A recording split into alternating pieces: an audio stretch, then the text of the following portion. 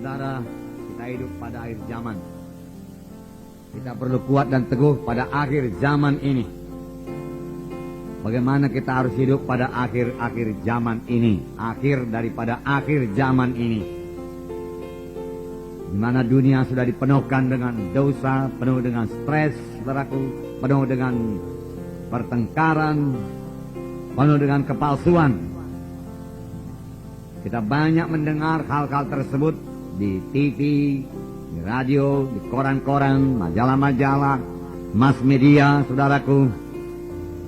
Kita bisa mengambil kesimpulan beritanya, berita yang negatif, yang menakutkan, yang suram, berita kejahatan, berita kekejaman, dan lain sebagainya, saudara. Bagaimanakah kita menanggapinya sebagai anak-anak Tuhan? Berita itu betul, saudaraku. Tidak 100%, barangkali 80%. Jadi kalau memang dia menceritakan mengenai pembunuhan, kekejaman, memang itu terjadi, saudaraku. Nah, apakah itu menakutkan kita, saudaraku? Saudara, sebagai anak-anak Tuhan, selain daripada memandang kepada segala perkara yang terjadi di dunia sekarang ini, segala kejahatan, ya, segala dosa yang bertambah-tambah, ya, kita juga harus memandang dengan iman. Kita perlu memandang kepada Tuhan kita yang besar, Tuhan Yesus yang hidup, ya, Tuhan Yesus yang mendengarkan doa kita dan menjawab doa kita. Kita perlu memandang kepadanya dan bersekutu erat dengan Dia pada akhir zaman ini. Kita perlu mematuhi Tuhan kita itu. Kita perlu mendengar suaranya, supaya kita jangan, ya, dikuasai oleh suara-suara dari dunia ini saja yang bisa membuat kita capek, lelah, khawatir, takut. Lalu kita mulai merasa, kalau keadaan sudah begini nggak mungkinlah kita mengerjakan pekerjaan Tuhan lagi. Itulah maksud si setan. Dalam beberapa minggu ini kita mendengarkan firman Tuhan bahwa setan memberikan kekhawatiran, ketakutan, kelelahan, pikiran-pikiran negatif kepada kita, supaya kita mulai menyerah. Nggak bisa lagi saya mengerjakan pekerjaan Tuhan, nggak bisa lagi aku melayani. Nah, itu pikiran daripada setan, strategi setan. Tapi saya juga sudah mengatakan kepada saudara bahwasanya setan tidak berhak atas pikiran saya, setan tidak berhak atas pikiran saudara. Bukan dia mengendalikan pikiran kita. Dia memang bisa menguasai pikiran kita sepanjang kita mengizinkannya. Kita terima buah pikirannya, kita terima suggestion-nya, sarannya, ya, kita terima sarannya, kita okekan, ya. Lalu saudaraku, dari situ dia bisa membuat kita khawatir, takut, tidak berani bergerak, tidak berani menginjil. Tapi kita harus melihat kepada besarnya Tuhan kita itu, hebatnya Tuhan kita itu, dekatnya itu kepada kita, setianya kepada kita. Dia tidak pernah meninggalkan kita, tidak pernah membiarkan kita.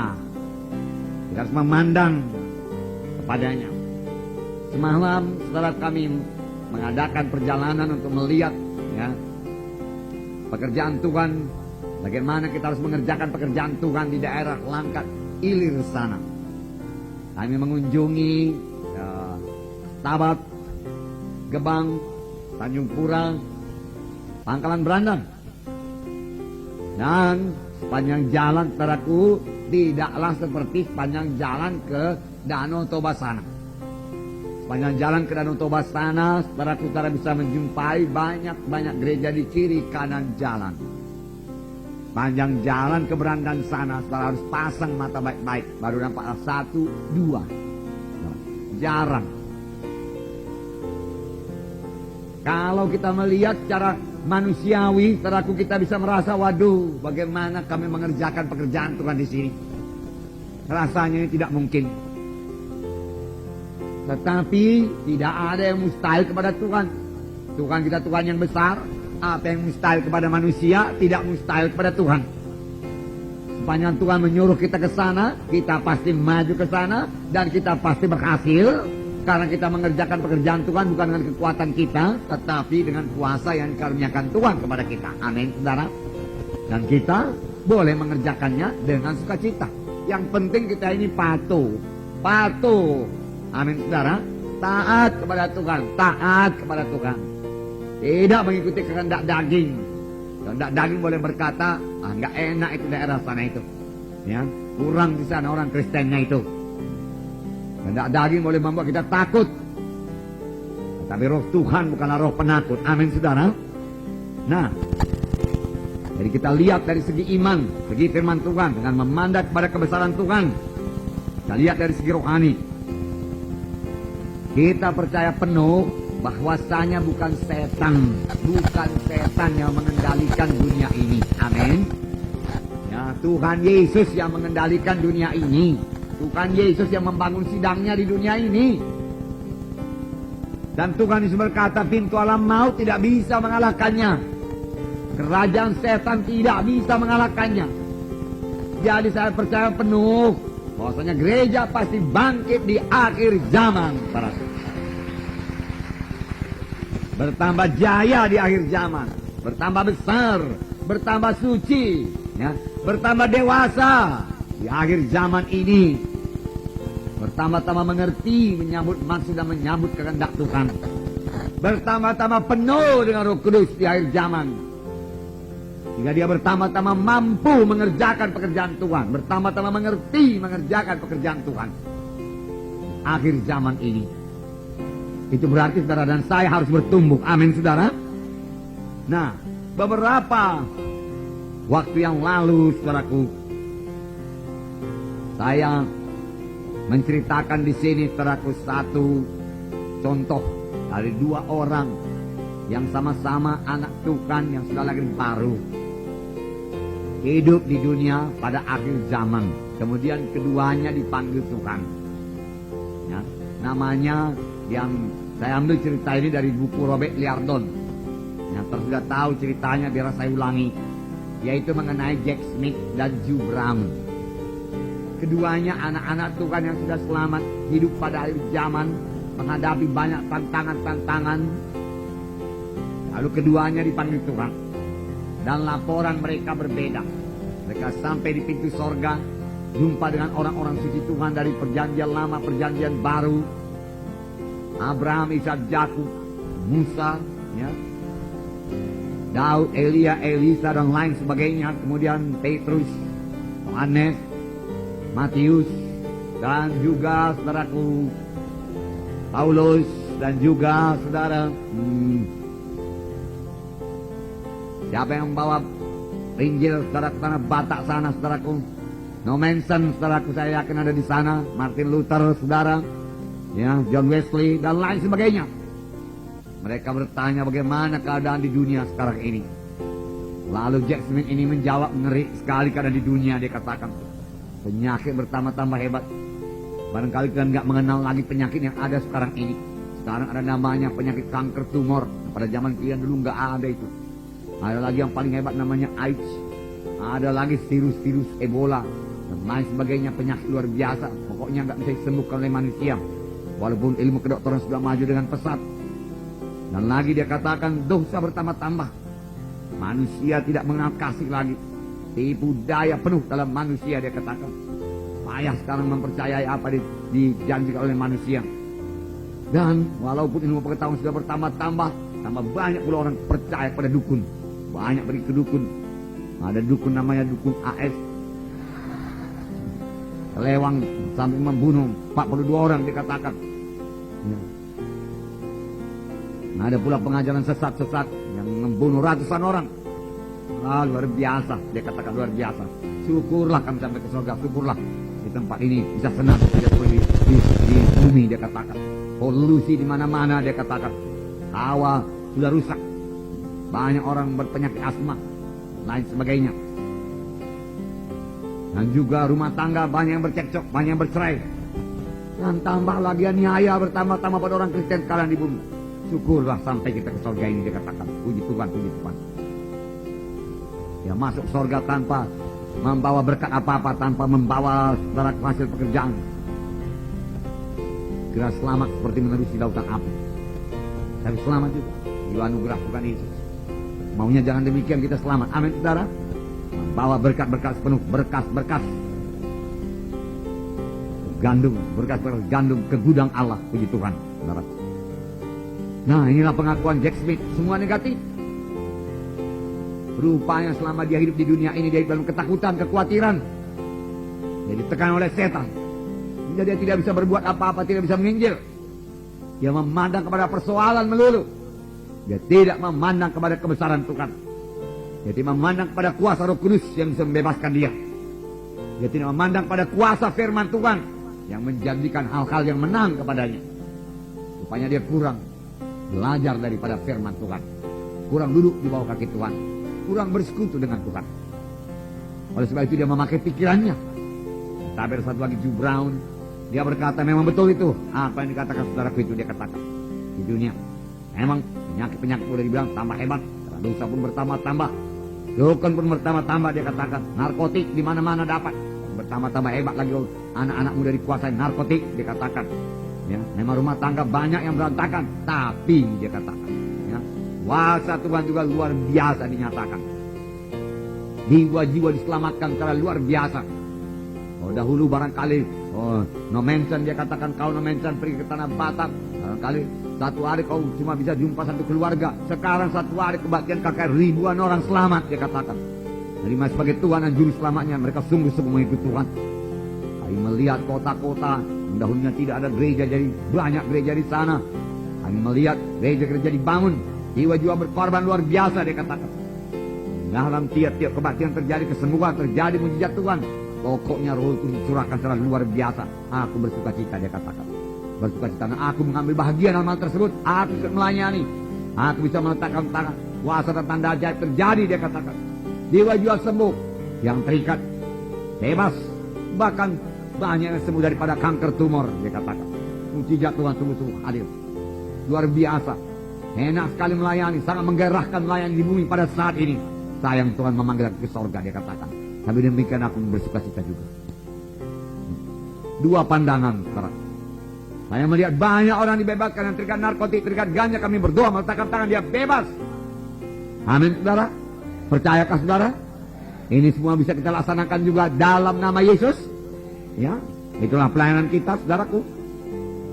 Nah, Roh Kudus bekerja dengan kuat yang sedang kita. Roh Kudus yang menghidupkan firman Tuhan. Roh Kudus yang menerangkan firman Tuhan ini. Sehingga jiwa-jiwa mengerti siapa Yesus. Sangat kuat Roh Kudus bekerja sekarang. Sangat kuat. Saya melihat doa mahasiswa-mahasiswa sangat luar biasa. Ya, tidak perlu didongkrak-dongkrak lagi. Ya. Doa.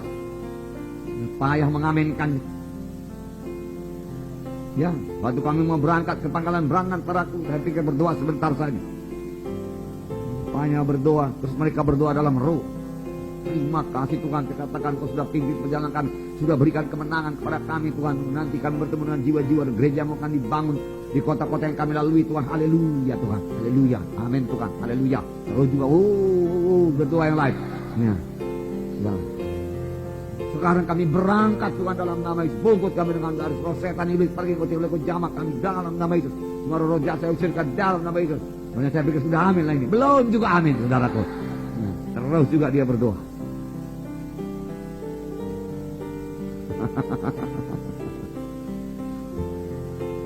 Roh Kudus saudara, amin saudara.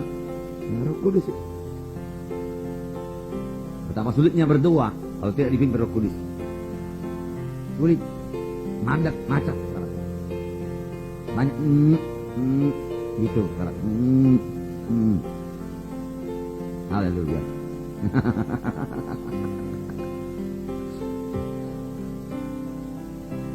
Saudaraku, ya, Jack Smith ini tidak melihat Tuhan yang besar, Tuhan yang hidup, Tuhan yang dekat. Saudaraku, rasakanlah persekutuan dengan Tuhan Yesus yang begitu dekat dengan saudara. Patuhilah dia, saudara. Sehingga saudara tidak mempunyai pikiran negatif, sama seperti Jack Smith itu. Ketakutan, khawatir. Bagaimana membangun gereja kalau begini? Ya. Beberapa anak Tuhan datang kepada saya dan berkata, gereja di Medan Timur begini kata orang. Jadi kau mengharap macam mana, saya katakan. Hai Pak Munte, selamat datang di Medan Timur, gereja sudah dibangun, puji Tuhan, dia katakan. Dari orang dunia ini yang diharap, saudara. Akan ada tantangan, saudara, amin, saudara. Tapi Tuhan telah memberikan kita kemenangan, amin. Dan kita akan kebaktian di sana.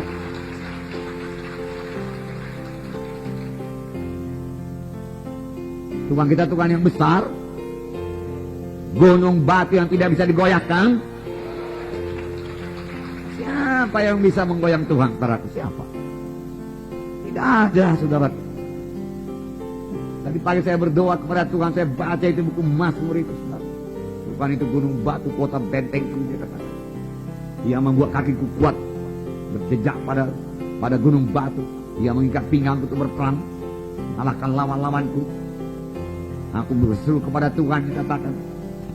Walaupun tali-tali maut telah melilit aku berseru kepada Tuhan. Dan dia mendengar dari baiknya.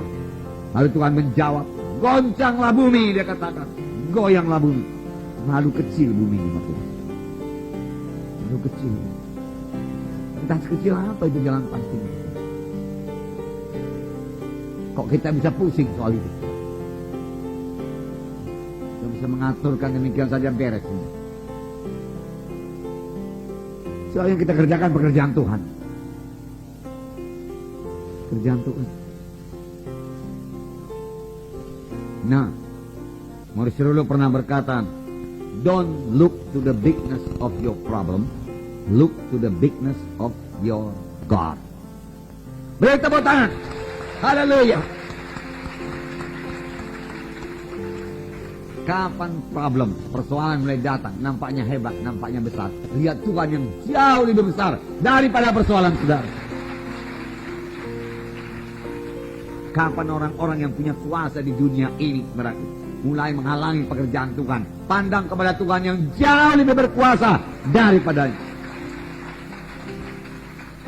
Saudara, sebelum Tuhan Yesus naik ke sorga, dia mengucapkan satu perkataan yang sudah biasa saudara dengar. Tapi pada hari ini Roh Kudus menghidupkannya kepada saudara. Di mana Tuhan Yesus berkata, segala kuasa. Bukan sebahagian kuasa. Segala kuasa ada padaku, Tuhan Yesus berkata. Ada pada Tuhan kita Yesus Kristus, saudara. Segala kuasa. Dan itu diberikannya untuk gerejanya. Untuk kepentingan gerejanya. Gerejanya yang memandang kepadanya, yang beriman kepadanya. Tidak bisa dikalahkan. Luar biasa menjadi anak-anak Tuhan. Segala kuasa. Nah, ini yang tidak dilihat oleh contoh kita tadi. Siapa namanya? Jack Smith. Makanya dia khawatir. Dia melihat persoalan. Dia melihat orang dunia ini penuh dengan stres, frustrasi, penuh dengan kebingungan, gampang meledak. Wah, dia takut. Tidak jadi menginjil, tidak bergerak, menjadi orang Kristen yang pasif. Pada akhir zaman ini berarti kita harus menjadi orang Kristen yang bergerak, yang positif, yang agresif. Agresif bukan melawan manusia, agresif untuk melawan setan, mengerjakan pekerjaan Tuhan, mengabarkan Injil. Amin. Bukan tunggu di gereja, bergerak keluar gereja. Amin, saudara. Cari jiwa-jiwa. Saudara, waktu tamu kita dari Singapura melihat anak-anak Tuhan di kota Starbucks, saya pikir itu bersaksi kesana kemari, memberikan perata, bahkan ada yang memperdamaikannya di pinggir jalan. Dia heran. Dia juga pendeta-pendeta di Singapura. Dia berkata kepada saya, luar biasa. Saya akan menantang jemaat saya untuk melakukan seperti ini. Street witnessing, dia katakan. Bersaksi di jalan-jalan. Seperti kalian. Tidak heran gereja kalian bertumbuh. Wah, Tuhan Yesus mengabarkan ini di jalan-jalan, saudara. Tuhan Yesus bahkan menyembuhkan orang di tengah jalan, saudara. Udahkah kita melaksanakannya, saudara? Di manakah Bartimeus bertemu dengan Tuhan? Di gereja kah, saudara pikir? Tidak. Di tengah jalan dia berseru, Yesus, dia katakan. Apa yang kau kehendaki, Tuhan berkata. Aku melihat. Bawa dia kemari, Tuhan berkata. Bartimeus menanggalkan jubahnya dan datang kepada Tuhan Yesus. Apa yang kau mau perbuat padamu? Aku mau melihat, Tuhan. Meletakkan tangannya. Aku melihat. Pekerjaan-pekerjaan yang kerjakan akan kamu kerjakan. Hidupkan terus dalam hati saudara. Bisa. Bisa. Bisa, Tuhan. Bisa. Saya suka cita melihat saudara mulai bersaksi di jalan-jalan dan mulai berdoa. Saudara maju selangkah-langkah, kalau dia sakit doa, kalau letakkan tangan, sembuhkan dalam nama Yesus. Dia akan sembuh. Dan dia akan berkata, di mana kebaktian kita? Oh, di sini belum ada, tapi kita akan membuka. Dan dia bisa menjadi Lydia. Lydia dalam Kisah Rasul membuka rumahnya ke tempat kebaktian. Amin, saudara. Masih banyak Lydia-Lydia pada zaman modern yang mempersiapkan rumahnya untuk pekerjaan Tuhan, saudara.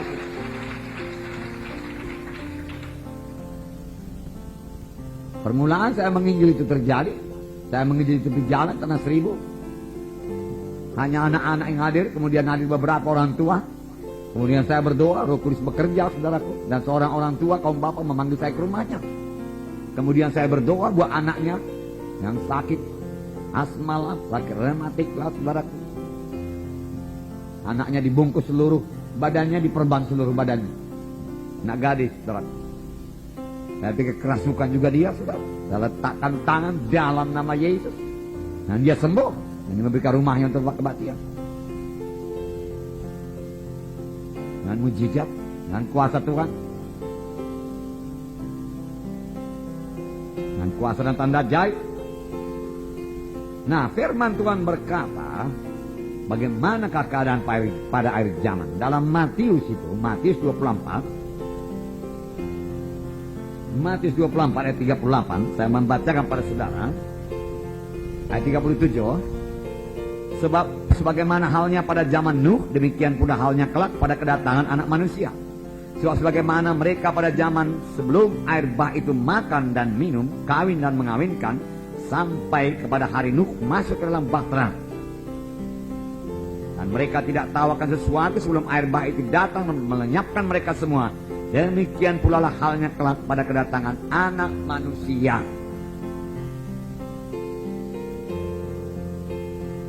Tadi siang kami menjemput tamu kita, saudaraku, bicara pada kaum bapak tadi, P.G. John, dan kami bawa dia makan siang di satu restoran. Dan rupanya banyak orang makan di restoran itu, hampir tiap-tiap kursi penuh. Wah, di restoran laku sekali, dia katakan. Tidak heran saya katakan, pada hari zaman orang makanan ini. Tidak, tapi firman Tuhan juga berkata, kawin dan mengawinkan, dia katakan. Maunya kita sewa itu toko di muka sana, dia katakan. Kita bikin di situ lembaga perkawinan, dia katakan. Habis dari sini mereka dikawinkan di sana, dia katakan. Itu nggak bisa, saya katakan. Gereja. Oh, di Amerika ada begitu, dia katakan. Gampang sekali, dia katakan, untuk mendapat surat kawin. Tapi gampang juga mengambil surat cerai, dia katakan. Sama seperti mengambil tisu ini, dia katakan. Tisu. Itulah artinya kawin mengawinkan. Pada akhir zaman. Ini sudah kejadian, saudara. Ini akhir zaman. Kalau kita mau mengerjakan pekerjaan Tuhan, biar kita kerjakan dengan cepat. Seperti pada zaman Nuh, demikianlah keadaan pada kedatangan anak manusia. Mereka tidak tahu sesuatu, banyak yang tidak peduli lagi keselamatan jiwanya. Dan tiba-tiba Tuhan akan datang. Saudara melihat keliling juga, saudara mengetahui bahwasanya ini adalah akhir zaman. Bagaimanakah keadaan pada zaman Nuh? Saya bacakan pada saudara sebentar. Dan apa yang kita perbuat? Kejadian pasal 6 ayat 5. Kejadian pasal 6 ayat 5. Ketika dilihat Tuhan bahwa kejahatan manusia besar di bumi dan bahwa segala kecenderungan hatinya selalu membuahkan kejahatan semata-mata, maka menyesallah Tuhan bahwa ia telah menjadikan manusia di bumi, dan hal itu memilukan hatinya. Ayat 9. Inilah riwayat Nuh. Nuh adalah seorang yang benar, puji Tuhan, seorang yang benar dan tidak bercela. Amin, saudaraku, tidak bercela. di antara orang-orang sejamannya. Dan Nuh itu hidup bergaul dengan Allah. 3 perkara yang sangat menonjol dalam hidup Nuh. Nuh tidak ikut-ikut dengan orang pada zamannya. Nuh orang yang benar. Ini juga perlu kita tiru, teladani pada akhir zaman ini. Hidup benar. Kita bisa hidup benar. Tuhan telah memberikan kepada kita kuasa untuk mengalahkan dosa. Itulah kuasa Roh Kudus. Dengan otoritas Roh Kudus, dengan kuasa Roh Kudus yang dalam kita, kita bisa mengalahkan setiap dosa. Amin, saudara. Mengalahkan setiap dosa. Kita bisa hidup benar, hidup suci. Kita tidak hamba dosa lagi. Kita hamba kebenaran sekarang. Tuhan membayar mahal buat itu, supaya kita bebas daripada kuasa dosa. Kita bukan hamba dosa. Dan tidak bercelah. Luar biasa hidup tidak bercelah. Hampir-hampir seperti Yesus. Tidak bercelah. Tapi saya percaya ini bisa jadi semua karena dikatakan di sini, Nuh itu hidup bergaul dengan Tuhan. Hidup bersekutu dengan Tuhan. Hidup sebagai carang pada batang anggur, bergaul dengan Tuhan, berkata-kata dengan Tuhan, mendengar suara Tuhan, mematuhi suara Tuhan, melaksanakan kehendak Tuhan. Alangkah indahnya hidup yang demikian pada akhir zaman ini. Memang saudara akan menerima aniaya, menerima ejekan, menerima olokan, dikata-katain, sama seperti Nuh juga dikata-katain, diejek. Mereka menganggap Nuh itu enggak normal lagi. Kenapa enggak mau senang-senang hidup dalam dunia ini? Kenapa capek-capek menguras tenaga membangun satu bahtera yang luar biasa besarnya? Yang makan waktu ratusan tahun pula, makan biaya yang luar biasa. Dan gila kau Nuh, orang berkata. Mari kita bersenang-senang. Tuhan itu Tuhan yang baik. Dia sudah memberkati bumi ini.